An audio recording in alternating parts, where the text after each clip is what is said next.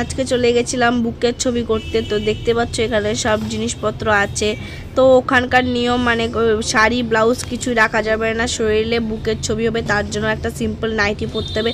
ওখান থেকে আমাকে একটা নাইটি দিয়েছিল, আমি সেটাই পরেছিলাম। তোমাদের সঙ্গে বাড়ির থেকে ব্লগটা করা হয়নি কারণ আমার শরীর প্রচণ্ড খারাপ, তার জন্য আমি গেছিলাম। বুকের ছবি লিখে দিয়েছিল কারণ আমার বুকে কফ জমে গেছে, গ্যাস টানতে বলেছে, মানে একটার পর একটা আমার বিপদ লেগে আছে। চলো তোমাদেরকে দেখাচ্ছি। তো এইদিকে দেখো আরও জিনিস আছে বুকের ছবির ভিতরে। দেখো এই মেশিন আছে, এগুলোর নামও আমি জানি না, তোমাদেরকে দেখাচ্ছি। তো দেখো এখানে আবার সুইচের মতন কি আছে দেখো।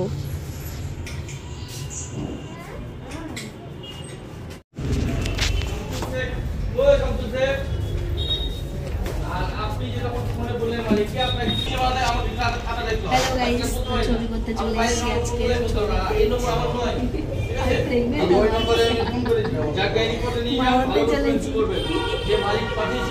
তার জন্য ছবি করতে এসেছি। এবার স্বাগতার কি হবে তোমরা এইটুকু বাচ্চাদের কি হবে স্বাগতার? সেইটা হচ্ছে ল্যাব।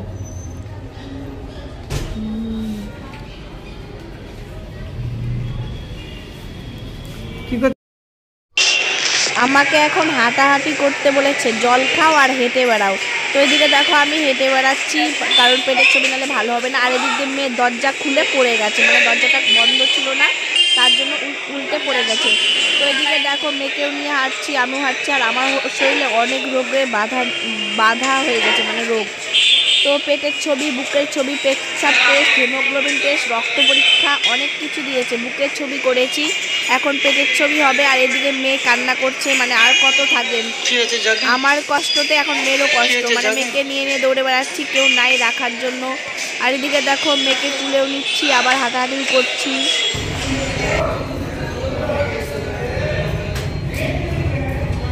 কি বললো? যে আমি কেন ভিডিও করতে পারি না, আসলে আমার শরীরে অনেক রকম মানে অসুখে বাধা বেঁধে রোগে মানে ইয়া করেছে, কি বলবো, মানে মুখ দিয়ে এখন কথা বেরোচ্ছে না। তো আর ভিডিও করি না, অনেকদিন পর পর ভিডিও ছাড়ি। 4 মাসে আমার শরীর অনেকটা ফুলে গেছে। তোমরা অনেকেই বলেছো যে তোমার কি হয়েছে, তুমি কি খাও, তুমি সুখে আছো, ভালো আছো, এর জন্য ফুলে যাচ্ছ, তুমি কি খাও ফুলে যাচ্ছ, মোটা হয়ে যাচ্ছ, তুমি খুব সুখী আছো। যারা সুখী থাকে তারাই মোটা হয়, এটা কিন্তু ভুল কথা।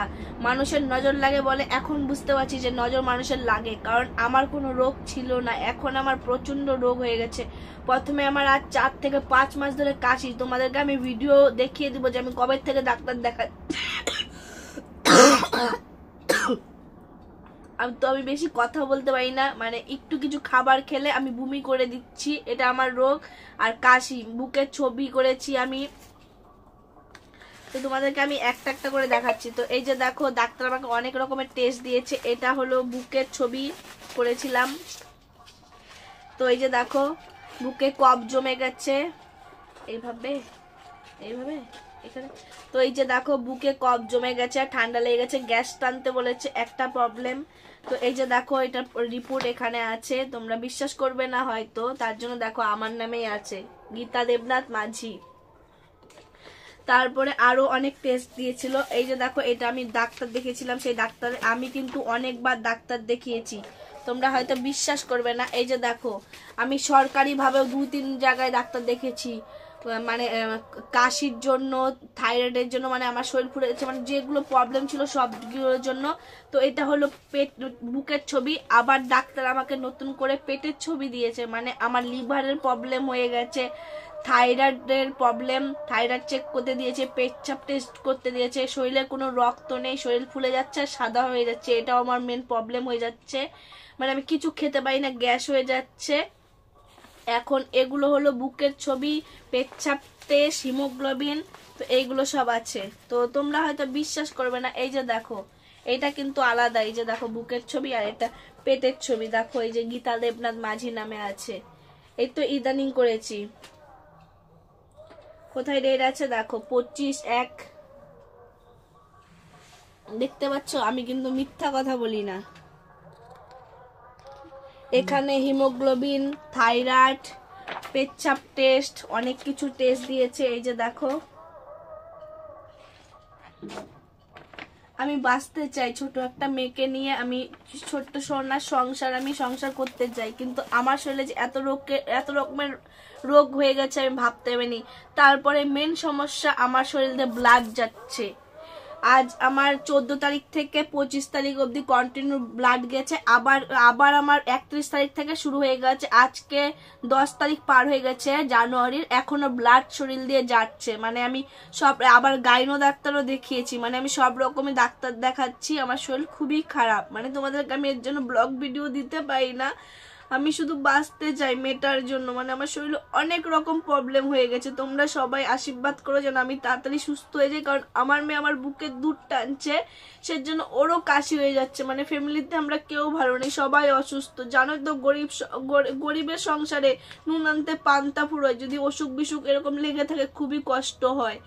তার জন্য মাঝে মধ্যে ভিডিও ছাড়ছি, কারণ কথা বলতে পারছি না। এই যে কথাটা বলছি না, মানে আমি গায়ের জোর দিয়ে কথা বলছি, মানে বেশিক্ষণ কথা বললে আমার মাথা ঘুরে যাচ্ছে, মানে মাথা কোনোভাবে আমি থাকতে পারছি না, মানে খুবই প্রবলেম হচ্ছে, কাশতে কাশতে বমি করে দিচ্ছি, খাবার খেতে পারছি না। তো দেখো কতগুলো রিপোর্ট হয়ে গেছে। তোমাদেরকে আমি অনেকদিন ধরে ভাবছি যে বলবো কিন্তু বলতে পারি না, যে অনেকে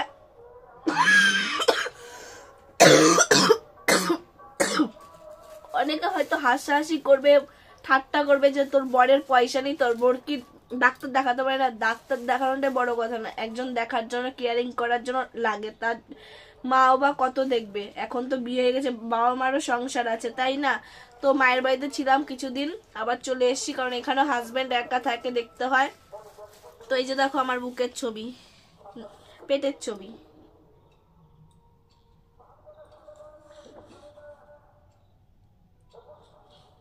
তো তোমরা সবাই আশীর্বাদ করো, আর কথা বলতে পারছি না।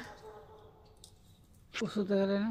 ও ওষুধ তো শেষ হচ্ছে না, ওষুধের পালা লেগে যাচ্ছে। দেখো কত রকমের যে ডাক্তার আমাকে ওষুধ দিচ্ছে, আরো আছে দেখো আয়রন বড়ি, তারপরে এখানে আছে আরো, মানে আমাকে ওষুধে এখন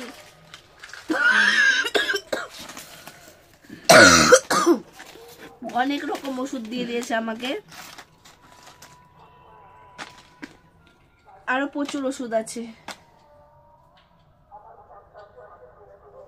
কথা বলতে পারি যেভাবে কথা বললো, তারপরেও কথা বলতে বলতে কেমন করছে, কোনো আর প্রচণ্ড আর অসুস্থ, কিন্তু আমরা বুঝতে পারছি না কি করব। তো পেছনে দেখা যাচ্ছে ওখানে সেই ওষুধগুলো রাখা আছে, তারপরে এখানেও ওষুধগুলো রাখা আছে।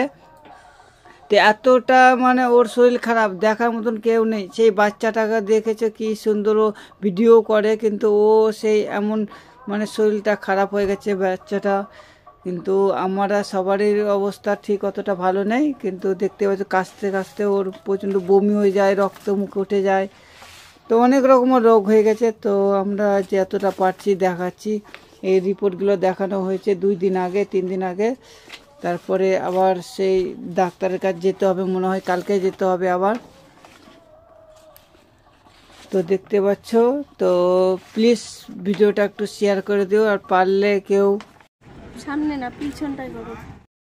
তো আজকে যাচ্ছি আবার ডাক্তার দেখাতে। তো হ্যালো গাইস, তো আজকে আবার ডাক্তারের কাছে বেরিয়ে গেছে এই যে রিপোর্ট দেখাতে, আর মেয়েরও খুব ঠান্ডা লেগে আছে, মানে আমাদের মামের একদম লেগেই আছে, এখন কমছেই না আর। তো রিপোর্ট দেখাচ্ছে, কেমন আছে? ভালো। তোমার কাছে ভালো না, সর্দি আমার তো সবাই পচায়। হ্যালো গাইস, ডাক্তার দেখাতে এসে আমি চাদর কিনলাম, দেখো আরো অনেকেই আছে, দেখো একদম ভিড় হয়ে গেছে চাদর।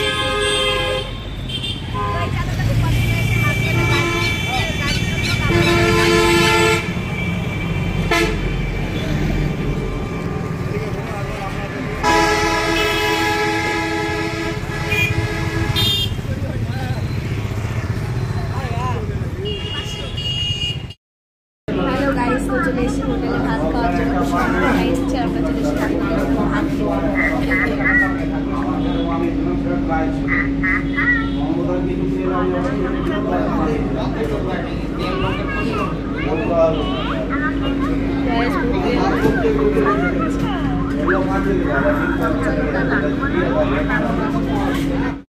তো এই যে দেখো ডাক্তার দেখানো শেষ, তো হোটেলে ভাত খেয়ে নিয়েছি, তো আবার আসতে হবে। আমার হসপিটালে ভর্তি লিখে দিল, অ্যাডমিট হতে হবে, শরীরে অনেক ব্লাড যাচ্ছে তার জন্য। তো আর কি আর করবো, এখন মানে খুবই মন খারাপ লাগছে। মেয়েটাকে রেখে কী করে যে থাকবো, মেয়ে টেনশন একটা দিনও থাকতে পারি না, আমি 10 মিনিটও থাকতে পারি না আমার মেয়েকে ছাড়া। সেই মেয়েকে এখন রেখে হসপিটালে ভর্তি করতে হবে। কেন যে আমার কপালে ভগবান এরকম লিখে দিল কে জানি।